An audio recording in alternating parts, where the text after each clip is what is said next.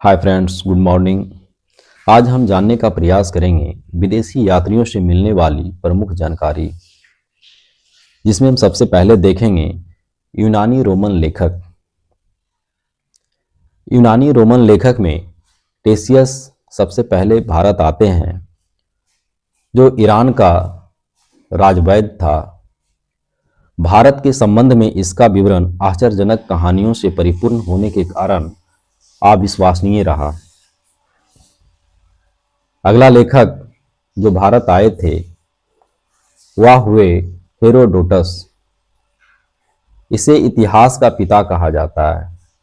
इसने अपनी पुस्तक हिस्टोरिका में 5वीं शताब्दी ईसा पूर्व के भारत फारस के संबंध का वर्णन किया है, परंतु इसका विवरण भी अनुश्रुतियों एवं अफवाहों पर आधारित है। फारस का आधुनिक नाम ईरान क्या है? ईरान।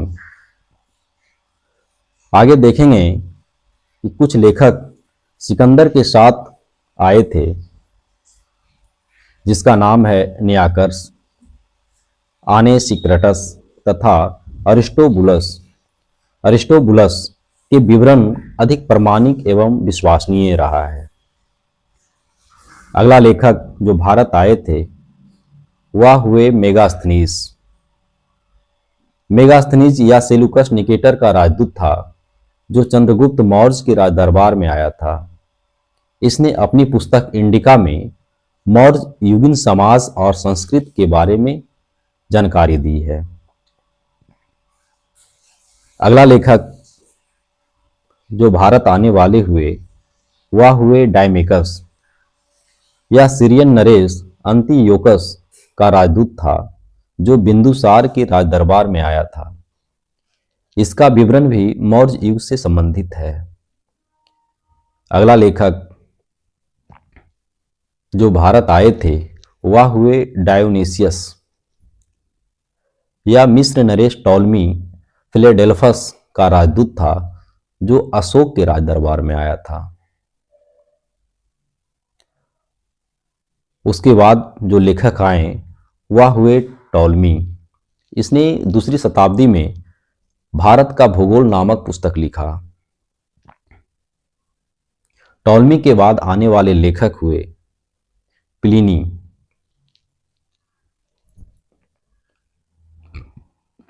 प्लिनी इसने प्रथम शताब्दी में नेचुरल हिस्ट्री नामक पुस्तक लिखी।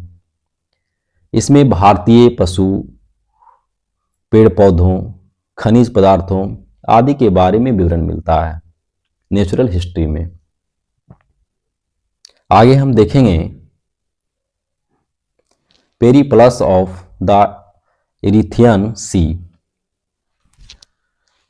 पेरिप्लस ऑफ इरिथियन सी, इस पुस्तक के लेखक के बारे में हमें कोई जानकारी नहीं है, लेकिन कहा गया है कि यह लेखक करीब 80 ईस्वी में हिंद महासागर की यात्रा पर आया था। इसने उस समय के भारत के बंदरगाहों तथा व्यापारिक वस्तुओं के बारे में जानकारी दी है। आगे हम देखेंगे चीनी लेखक।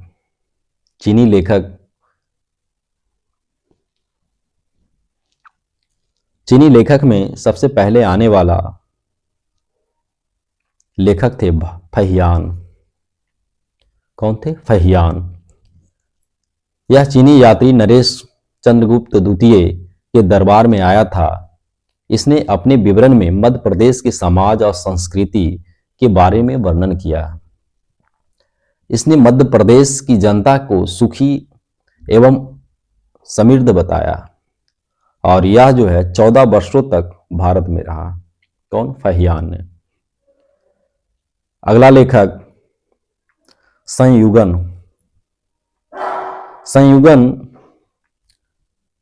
यह 518 ईस्वी में भारत आया था। इसने अपने 3 वर्षों की यात्रा में बौद्ध धर्म की प्राप्तियां एकत्रित की। अगला चीनी लेखक आने वाले थे हेनसांग। यह हर्षवर्धन के शासनकाल में भारत आया था। हेनसांग 629 ईस्वी में चीन से भारतवर्ष के लिए प्रस्थान किया। लगभग 1 वर्ष की यात्रा के बाद सर्वप्रथम वह भारतीय राज्य कपिसा पहुंचा था। कहां पहुंचा? कपिसा। भारत में 15 वर्षों तक ठहरकर 645 ईस्वी में चीन लौट गया। आगे हम देखते हैं कि हेनसांग बिहार में नालंदा जिला स्थित नालंदा विश्वविद्यालय में अध्ययन करने तथा भारत से बौद्ध ग्रंथों को एकत्र कर ले जाने के लिए आया था और नालंदा विश्वविद्यालय में 6 वर्षों तक, लगभग 6 वर्षों तक उन्होंने शिक्षा ग्रहण किया, बौद्ध की शिक्षा ग्रहण किया। इसका भ्रमण वृत्तांत स्यूकी, हेनसांग का भ्रमण वृत्तांत स्यूकी नाम से प्रसिद्ध है, जिसमें 138 देशों का विवरण मिलता है। इसका मतलब है कि 138 देशों में यह भ्रमण किया होगा। इसने हर्षकालीन समाज, धर्म तथा राजनीति के बारे में वर्णन किया। इसके अनुसार सिंध का राजा शूद्र था। हेनसांग ने बुद्ध की प्रतिमा के साथ साथ सूर्य और शिव की प्रतिमाओं का भी पूजन किया। बुद्ध के प्रतिमा के साथ साथ सूर्य और शिव की प्रतिमाओं का भी पूजन करता है। कौन? हेनसांग। नोट में कहा गया है, नोट में हेनसांग के अध्ययन के समय नालंदा विश्वविद्यालय के कुलपति आचार्य शिलभद्र थे। यह विश्वविद्यालय बौद्ध दर्शन के लिए प्रसिद्ध था। किस लिए प्रसिद्ध था? बौद्ध दर्शन के लिए प्रसिद्ध था। अगला लेखक इति सिंह हुए। यह 7वीं शताब्दी के अंत में भारत आया। इसने अपने विवरण में नालंदा विश्वविद्यालय, विक्रमशिला विश्वविद्यालय तथा अपने समय के भारत का वर्णन किया है। आगे हम देखेंगे कुछ अरबी लेखक भी भारत आए थे। जैसे अरबी लेखक में पहले भारत आने वाले लेखक हुए अल बरूनी। यह मोहम्मद गजनवी के साथ भारत आया था। अल बरूनी ख्वारिज्म या खीव, आधुनिक नाम है तुर्कमेनिस्तान, ख्वारिज्म या खीव का रहने वाला था। अरबी में लिखी गई उसकी कृति किताब उल हिंद या तहकीक हिंद, इसको हम भारत की खोज भी कहते हैं, भारत की खोज के नाम से जानते हैं। आज भी इतिहासकारों के लिए एक महत्वपूर्ण स्रोत है। किताब उल हिंद या तहकीक हिंद, जिसे हम भारत का खोज के नाम से जानते हैं, जो आज भी इतिहासकारों के लिए एक महत्वपूर्ण स्रोत है। यह एक विस्तृत ग्रंथ है जो धर्म और दर्शन, त्योहारों, खगोल विज्ञान, कीमिया, रीति रिवाजों तथा प्रथाओं, सामाजिक जीवन, भार तौल तथा मापन विधियों, मूर्तिकला, कानून, मापतंत्र विज्ञान आदि विषयों के आधार पर 80 अध्यायों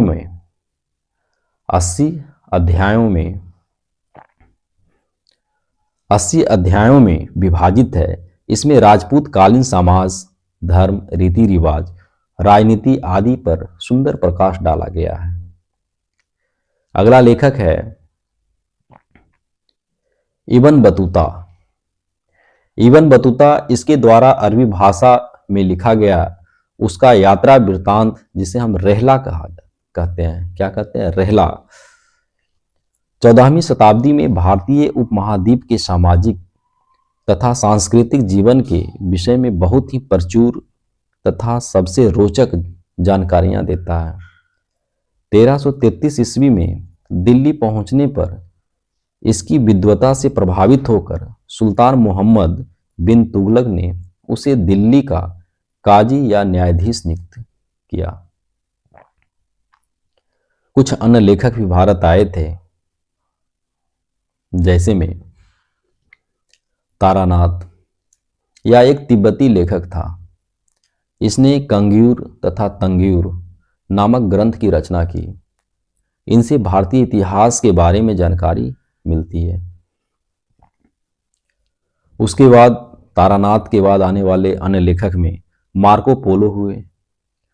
या 13वीं शताब्दी के अंत में पांड्य देश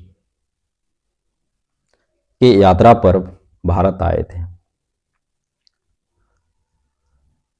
इसका विवरण पांड्य इतिहास के अध्ययन के लिए उपयोगी है। इसका विवरण जो है पांड्य देश के यात्रा पर आया था, इसका विवरण पांड्य इतिहास के अध्ययन के लिए उपयोगी है। इसी के साथ विदेशी यात्रियों से मिलने वाली प्रमुख जानकारियां समाप्त होती है। जय हिंद।